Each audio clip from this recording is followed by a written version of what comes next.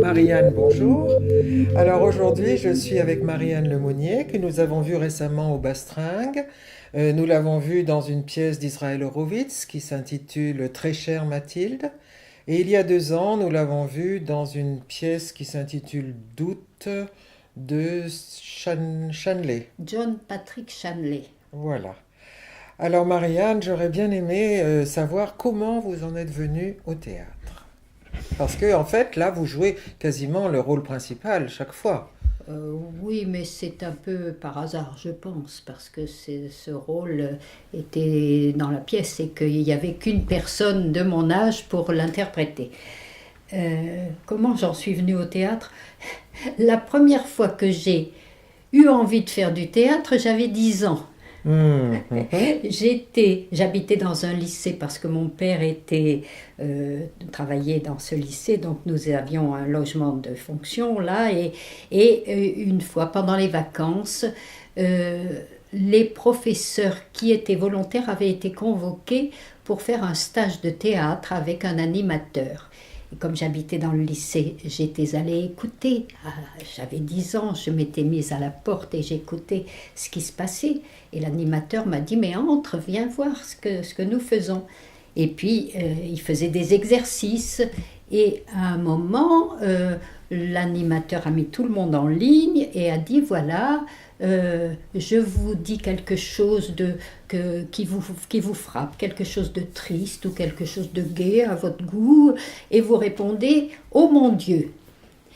Chacun votre tour. Donc on commence à un bout de la ligne et les gens disent « Oh mon Dieu, oh mon Dieu, oh mon Dieu !» Et moi je me dis « Mais enfin ils disent tous pareil !» Et quand ça arrive à mon tour, je dis « Oh mon Dieu !» Et tout le monde éclate de rire. Et l'animateur dit « Vous voyez, à 10 ans, on n'est pas encore inhibé. » Et donc, elle a eu la bonne formule, elle a interprété ça de façon originale. Mais c'est parce qu'elle est jeune. Et moi, je me disais « Mais non, c'est parce que moi, j'ai compris qu'il y avait quelque chose là-dessous à interpréter. » Et voilà, et ça m'a donné envie de faire du théâtre. Et puis, je n'y ai plus repensé pendant 70 ans. Oh là là, oui, effectivement. Et alors, comment c'est revenu C'est-à-dire au bout de tant d'années? Oui, eh bien, au bout de tant d'années, un jour, j'ai rencontré une amie qui faisait du théâtre et qui m'a dit « Mais viens, c'est passionnant. » Et c'est comme ça que j'ai recommencé. Mais sinon, je crois que jamais je n'aurais eu l'idée de retourner à ce, Ah oui, c'est à ce formidable. désir d'enfant. Oui, oui. Alors, effectivement, quand on vous voit sur scène, on a l'impression que vous êtes la personne, enfin le personnage. Et pourtant, il faut quand même apprendre le rôle, Oui, et apprendre le texte. oui, c'est un Oui. gros travail, surtout quand on commence à avoir des troubles de mémoire, mais c'est aussi un très bon exercice. Sûrement, sûrement. Oui, Voilà, donc, enfin, vous ne devez pas en avoir beaucoup de problèmes de mémoire parce que euh, les textes, dans la vie il courante, faut dans la vie réagir courante, vite et... j'ai des Oui, troubles de mémoire comme tous les gens de mon âge. J'ai plus de oui. 80 ans et donc Mm, j'ai des problèmes de mémoire. Et curieusement, mm, quand j'apprends un rôle, mm, si je travaille consciencieusement, mm, ça rentre mhm. et beaucoup mieux Mm. que ce qui peut se produire dans les événements de la vie courante. Ah, bien sûr. Ce Oui, ne oui. sont pas les mêmes zones du cerveau qui fonctionnent, paraît-il, Mhm, quand on apprend un texte ou quand on se mhm, trouve confronté aux petites difficultés de la vie courante. mhm. Alors, parlez-moi du personnage que vous interprétez là dans Très chère Mathilde. Est-ce que c'est un personnage dans lequel vous êtes entré facilement? Non, pas facilement, d'autant plus que ce n'est pas moi qui entre directement dans le personnage, je le fais sur les conseils et les directives de notre metteur en scène, parce que c'est lui qui a au départ une idée, une Mm, idée sur euh, l'objectif à atteindre, même si tout ça peut évoluer considérablement pendant le travail de préparation. Mais je sais que, par exemple, Très chère Mathilde, je ne l'aurais pas interprétée de la façon dont je l'ai fait si je n'avais pas eu ces conseils de Thierry Tanter, notre metteur en scène, Mhm. qui nous guide avec beaucoup, beaucoup euh, Mhm. de doigté, et qui nous encourage, mais en même temps qui a son idée sur le Mhm. résultat à atteindre. Mhm. En fait, là, le personnage est assez délicieux, on va dire. Cette vieille dame, là, dans son appartement, avec ses souvenirs d'amour, elle est assez touchante. Elle peut être délicieuse, mais le titre Très chère Mathilde est à double sens parce que elle peut être aussi extrêmement, euh, j'allais dire cruelle, peut-être pas à ce point-là, mais c'est une vieille dame qui a mené sa vie comme elle l'entendait, qui a eu un amant avec qui elle a été très heureuse, mais ce faisant, elle a semé le malheur autour d'elle, dans sa famille, dans celle de son amant, et elle ne s'en est absolument pas rendue compte, et elle n'en a rien à faire, en Oui, vérité. oui, oui. En fait, elle n'était pas toute seule hein, pour semer le malheur. Peut-être l'amant aussi était d'abord responsable aussi, enfin, Euh, également. Ça, je ne sais pas, Oui, l'histoire on ne sait pas ne dit trop pas. comment ils Il se est mort, sont il est trouvés. mort. De toute Donc, façon, il est mort. oui.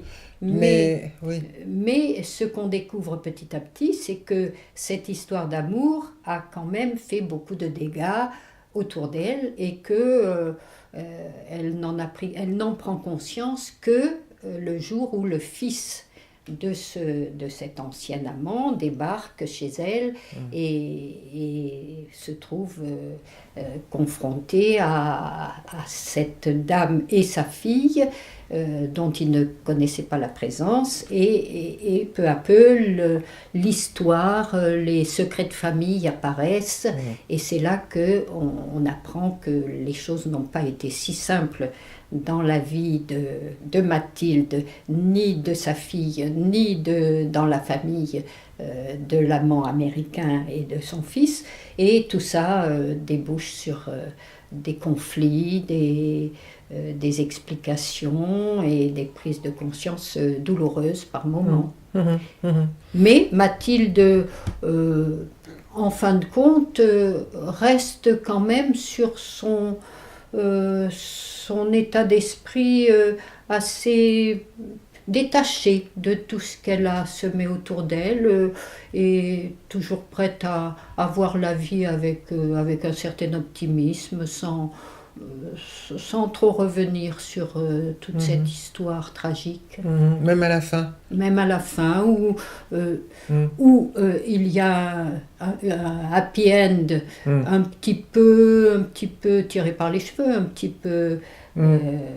Mm. Mm. comment dirais-je, catapulté. Il faut Mm. dire que j'ai entendu dire que Israël Horowitz avait fait primitivement une fin très dramatique Mm. dans laquelle il y avait un suicide Oula. et tout le Mm. monde lui a dit Mm. tu ne peux pas mettre en Mm. scène, mettre sur le marché une pièce aussi terrible, il faut Mm. que ça se termine bien.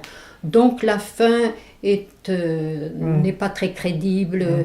mais oui, donc Mathilde là Mm. réagit avec Oui. beaucoup. Elle date de quelle année cette pièce? Parce qu'il faut dire que nous, on l'entend évidemment comme le témoignage d'une femme qui a été libre à une époque où on l'était pas tellement. Parce que son mari ne l'aimait pas manifestement et réciproquement. Il avait lui-même des maîtresses. Donc nous, on se dit, ah, bon, elle s'en est sortie, elle a eu sa vie. Voilà, on est content, nous. La pièce date de 2005, donc c'est quand même Ah oui, c'est oui. pas très ancien, mais Mais elle se situe. l'histoire, elle se situe Oui, donc dans la jeunesse de Mathilde, c'est-à-dire entre son histoire d'amour a commencé en 1946, donc tout de suite après la guerre. voilà. Les mœurs étaient Donc, peut-être oui, plus... tout s'explique. Oui. Non, non, non, non, tout ne s'explique pas forcément là, parce que... qu'est-ce Mais que si, parce que elle trompe son mari, mais en même temps, comme lui-même la trompe, disons que il- soit elle va subir toute sa vie, comme on en voit beaucoup d'exemples dans la littérature ou dans le cinéma, soit elle va vivre elle-même une vie personnelle, une vie amoureuse, en rencontrant quelqu'un, la chance qu'elle a eue. Pour nous, c'est une chance. Mais évidemment, je comprends que vous la jugiez aussi égoïste, égocentrique. Oui, parce qu'il semble que ce soit surtout sur sa fille qu'elle a eu un impact difficile et douloureux, parce que la fille s'est toujours posé la question, est-ce que mon père est mon père? Est-ce que, comment ça se passe entre mes parents? Je ne suis pas aimée, je ne suis pas la fille qu'on attendait. Enfin voilà, il y a toutes Oui, sortes oui, oui, oui. de questions difficiles. Elle ne s'est pas sentie ni aimée ni entourée, et ça, sa mère ne s'en est absolument jamais rendue compte. Elle l'a utilisé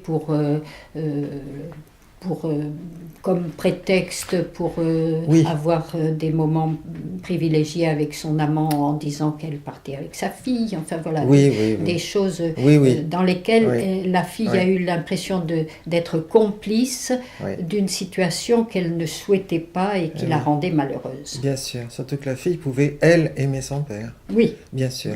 Mais alors j'ai l'impression que ça a travaillé le personnage en réfléchissant à sa personnalité, bon, à son caractère. Ça vous intéresse beaucoup. oui, oui. Et ce que nous avons essayé à plusieurs reprises, justement, c'est d'interpréter différemment, plus légèrement ou plus violemment certaines séquences.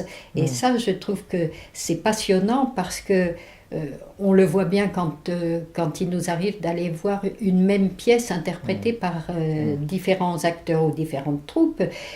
On peut se trouver en face de pièces totalement différentes, qui n'ont pas pratiquement pas le même sens, suivant la façon dont elles sont interprétées. Et ça, je trouve que utiliser les mots, les faire jouer comme ça, les manipuler de façon à modifier l'écoute des spectateurs et la façon dont ils reçoivent ce texte, c'est passionnant.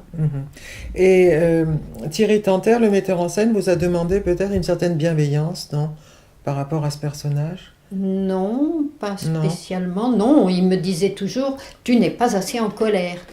Mais mets-toi en colère. Mais quand elle répond aux accusations de Mathias, le personnage principal, et aussi de sa fille, moi j'avais tendance effectivement à rester un petit peu dans une certaine neutralité, non peut-être pas neutralité, mais enfin certainement pas dans l'état Une certaine courtoisie peut-être. Peut-être, oui. Oui. Mais Thierry Tanter a souhaité que Mathilde soit extrêmement impulsive et parfois violente dans ses réactions. Oui, oui. Et c'est peut-être difficile à faire, ça, non? Non, à partir du moment où on est convaincu de l'intérêt de la chose, ça, au contraire, c'est intéressant Parce qu'il s'agit de montrer son égoïsme, hein, c'est ça, c'est le mot que vous utilisez. C'est comme ça que finalement j'ai essayé de la faire s'exprimer. Spontanément, vous l'auriez vu comment? Un peu plus dans la tendresse, dans la compréhension, mais quand on lit le texte, on se rend compte que tout montre bien qu'elle est plutôt du côté de l'indifférence ou de l'écoute sans trop de bienveillance. On se demande aussi si elle idéalise le passé. Oui, certainement. Non seulement elle idéalise, mais elle est peut-être aussi quelquefois un peu dans la fabulation quand elle raconte ses aventures mais ses relations avec tous les grands intellectuels des années d'après-guerre, on se dit, elle en rajoute un peu. Elle a été la maîtresse de Django Reinhardt, elle a connu Henri Miller, enfin tous les grands qui fréquentaient le café de Flore, etc. à cette époque.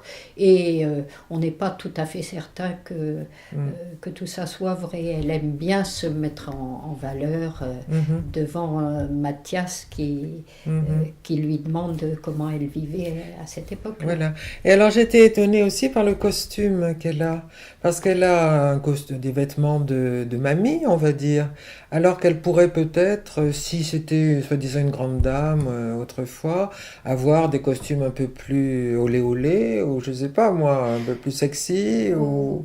Oui, j'y ai un peu pensé, puis finalement, Thierry Tanter nous a laissé libre de choisir nos costumes nous-mêmes, et je me suis laissée tout simplement influencer par les costumes de Lynn Renaud, qui a interprété, cette pièce, et qui est en bourgeoise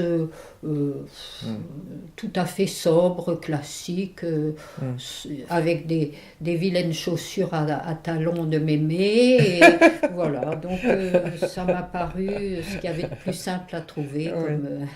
Et alors, passer sur scène, ça vous a demandé un effort ou ça vous a plu tout de suite?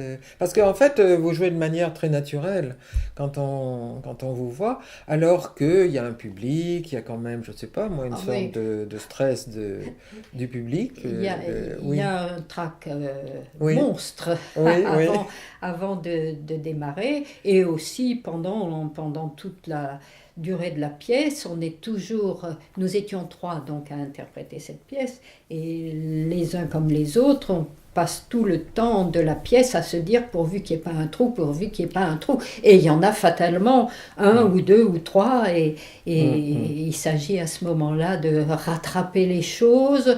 On perd pied, on se dit on va pas y arriver, on va se retrouver là comme 2 ronds de flanc, et il va falloir tout arrêter, il n'y a même pas de rideau pour fermer si ça se passe mal, donc c'est souvent très très très stressant, mais c'est aussi plein de plaisir. Oui. Et alors pour le décor, vous êtes la grand-mère du fauteuil. Oui. Pour vous, c'est le fauteuil. C'est le fauteuil. J'ai 88 ans dans la pièce, donc un petit peu plus que mon âge réel. Oui, pas beaucoup. Enfin oui, plus, mais... Oui. Mais donc, c'est une dame qui passe beaucoup de temps chez elle, probablement à lire, oui, vous lisez un moment. À se faire dorloter par sa fille, et dont elle a pris l'habitude que ce soit sa petite servante à son service en permanence. Oui, c'est vrai. Et on peut dire que la fille est jouée par votre propre fille? Oui, oui. C'est Thierry Tanter qui a eu cette idée. Parce que nous ne trouvions pas dans la troupe quelqu'un qui puisse remplir ce rôle. Et ma fille Laurence a été sollicitée, elle a commencé par pousser des grands cris en disant qu'elle n'avait jamais fait de théâtre. Et finalement, Thierry l'a guidée, menée petit à petit vers une interprétation qui nous a semblé tout à fait correcte, et je crois qu'elle a bien aimé se lancer dans ce... Ça n'a pas été trop compliqué?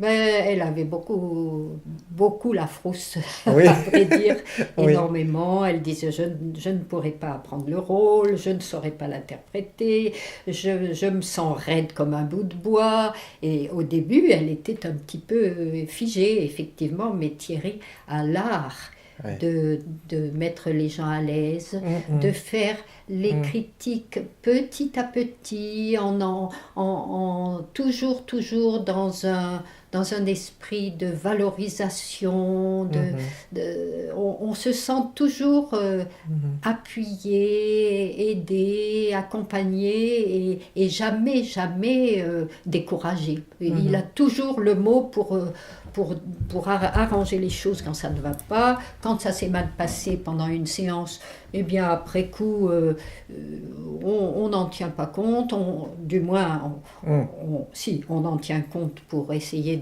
d'améliorer les choses pour l'avenir, mais il n'y a jamais de critiques qui nous atteignent profondément. Il est extrêmement oui, c'est encourageant. Important. C'est important. La pièce va être reprise sûrement. Sans doute au premier trimestre après la rentrée, à partir du mois d'octobre. Alors on va se donner rendez-vous. Mais voilà. Volontiers. Bon été. Merci beaucoup Marianne Lemonnier. Merci.